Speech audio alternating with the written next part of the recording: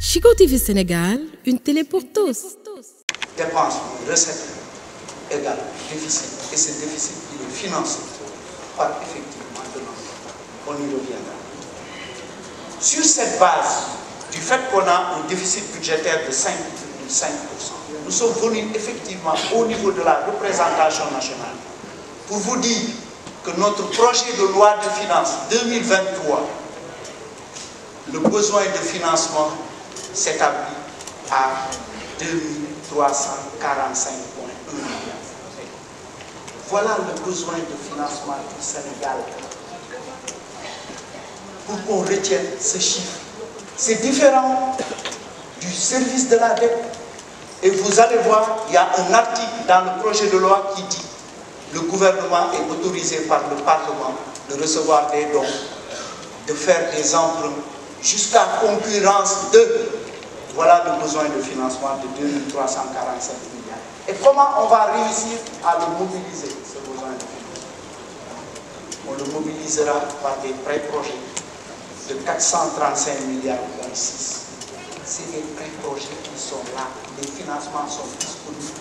C'est des projets qui s'exécutent. Quand on parle de Promoville, c'est un prêt-projet. Quand on parle de PUDC qui s'exécute, c'est un prêt-projet. Quand on parle de la boucle de Foulabi, c'est un prêt-projet.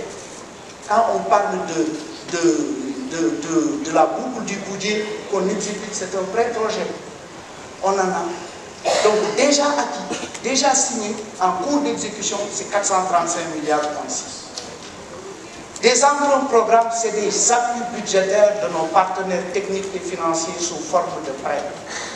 C'est la Banque mondiale, c'est la BAC, c'est nos partenaires techniques et financiers qui approuvent la bonne conduite de nos politiques publiques.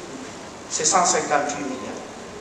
Et les interventions sur le marché financier, c'est 1751,5 milliards.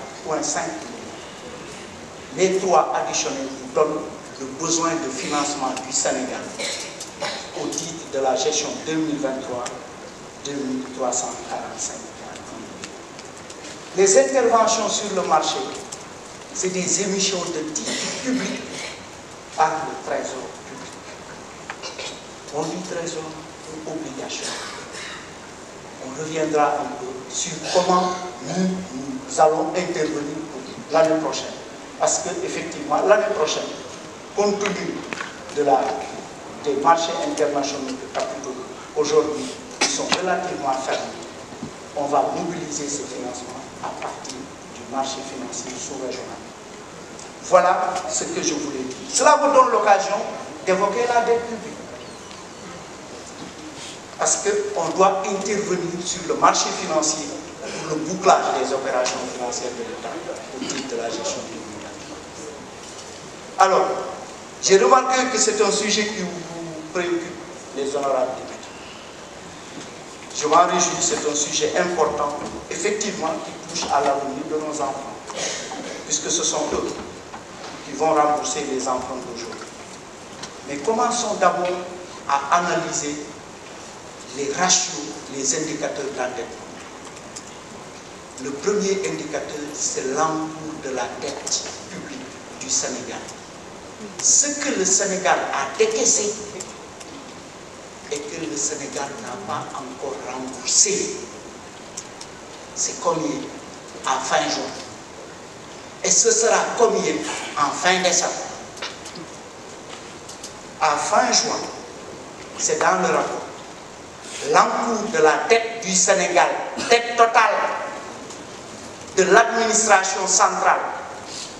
Je vais revenir sur les 75% dont vous avez parlé. C'est 11 326 milliards au 30 jours.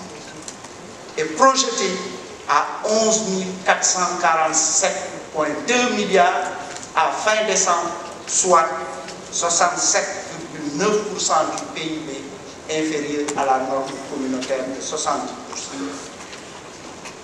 Mais cet encours de la dette, ce qu'on a déjà décaissé et qu'on n'a pas encore remboursé, c'est constitué de quoi? La dette est intergénérationnelle. Ça transcende les régimes politiques. Je vais vous la demander. avant 2000, il y a au moins plus de 150 milliards qui y sont, et c'est normal. Le barrage de Diamant et de Manantali est un projet important pour ce pays. Mais savez-vous qu'une partie de ce financement a été mobilisée avec le Fonds cohésien de développement en 1982 et qu'on continue à payer cette dette jusqu'en 2026? C'est dans l'encours de la dette. Tout à l'heure, il y a eu des questions qui ont été posées pour dire quel est le poids de la dette du BRT, du centre, Abidou et autres. C'est important parce que c'est des projets utiles pour le développement du pays. Mais moi-même, j'ai accompagné des ministres ici pour des projets importants tels que la recapitalisation de la Sénélec. C'est une dette qu'on a contractée avec l'Agence française de développement. Mais cette dette, on l'a contractée en 2008. On va continuer à payer cette dette jusqu'en 2033. Donc sur la période de 2000 à 2012, effectivement, des projets importants comme l'autoroute, qui est un projet phare, mais on continuera à payer cette dette. C'est presque 2000 milliards, plus de 2000 milliards sur cette période. C'est pourquoi je dis que la dette, elle est intergénérationnelle et que ça transcende les régimes politiques. Je tenais à donner véritablement les chiffres. Maintenant, est-ce que cette dette est supportable? Et qu'est-ce qu'on en a fait? Il suffit de regarder, d'analyser les lois de finances pour savoir que nous nous sommes endettés pour réaliser des routes. Si on a fait 2526 km, c'est à cause de cette année. Si on a pu faire 189 km d'autoroute, c'est à cause de cette année. La même chose qu'on avait fait avec la FD, c'est la même chose qu'on a eu à faire à un rythme maintenant beaucoup plus soutenu. On a fait cette dette pour circuler dans les trains de terre. On a fait cette dette pour que des bus rapides qui ne polluent pas et qui fonctionnent à l'électricité. C'est financé par la Banque mondiale, le Fonds nordique de développement et les autres partenaires techniques et financiers. On a fait cette dette, oui. Beaucoup de demandes.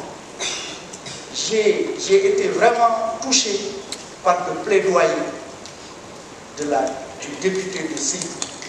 Je ne comprends pas Socé. Je sais qu'elle a parlé du désenclavement, des problèmes de réseau et autres. Mais pourtant, c'est avec cette dette qu'on a réalisé 6673 km pour désenclaver les zones de production. Oui, on a fait cette dette pour faire des forages dans le monde rural. Le taux d'électrification, le taux d'hydraulique rural est passé de 80% à 95,1%. Voilà ce à quoi cet endettement a servi. Donc, nous nous endettons effectivement pour électrifier les villages. Oui, c'est 440 villages par an que nous arrivons à électrifier au Sénégal. Le rythme est plus soutenu contre 84 villages électrifiés par an sur la période en 2000. C'est normal, parce qu'effectivement, il fallait accélérer. Je pense que des exemples ont été donnés ici pour démontrer à suffisance que dans beaucoup de Chico TV Sénégal, une télé pour tous.